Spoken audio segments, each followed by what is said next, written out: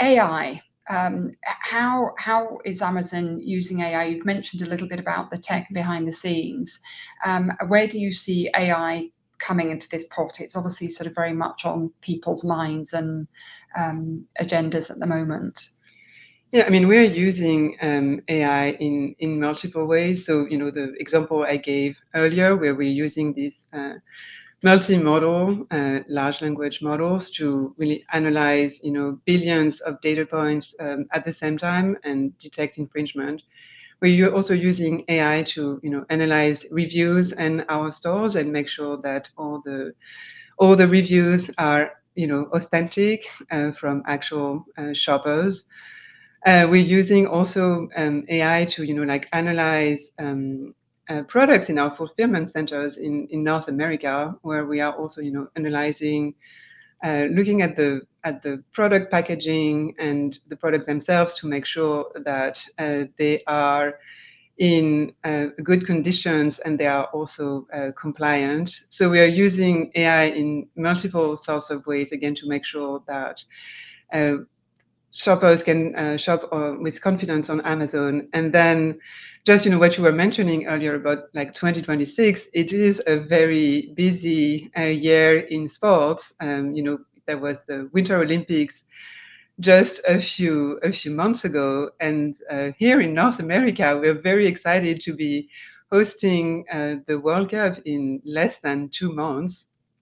And it's, going to be a massive event with 48 countries participating, some very big names in sports, obviously. And yeah, I think there's a lot of preparation going into these very big, very popular events, which are very big cultural moments.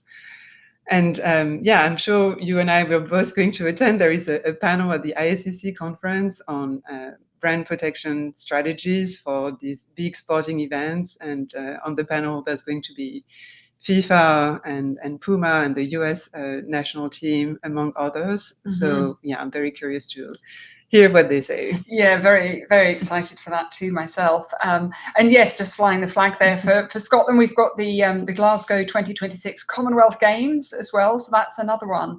And it is interesting to see, I think, different brand threats that sort of emerge around these competitions. And then we've got the usual wonderful diet of leagues and tournaments and competitions in all kinds of sports that need sort of ongoing monitoring and proactive detection and effective enforcement, whether it's cricket or soccer or basketball or baseball or whatever it is. There's an endless array of wonderful sporting things that go on. From an AI perspective, I mean, we certainly are seeing much more AI-enabled threats emerging and have done so over recent years. And that can be fake storefronts on websites, for example, impersonation through fraudulent social media accounts and profiles.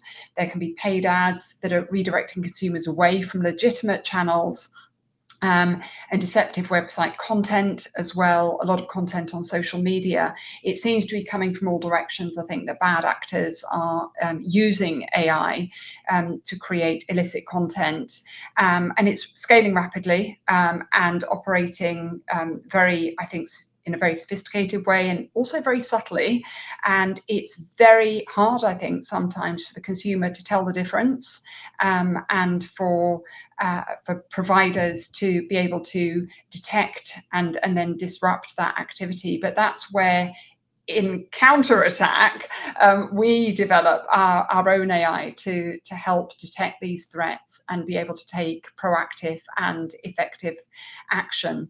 But in terms of the sport industry itself, I know that, and this isn't just from AI, this is all around, but it's estimated around that in Europe alone, I think it's 850 million euros is lost annually due to counterfeiting goods, which is about 11% of the total sector of sales. So I think 11% is quite a lot. So there's plenty of work to do. And I think it's great to hear that whilst AI is being used by bad actors, the likes of Amazon and Snapdragon are using our AI in different ways to help that sort of that counterattack.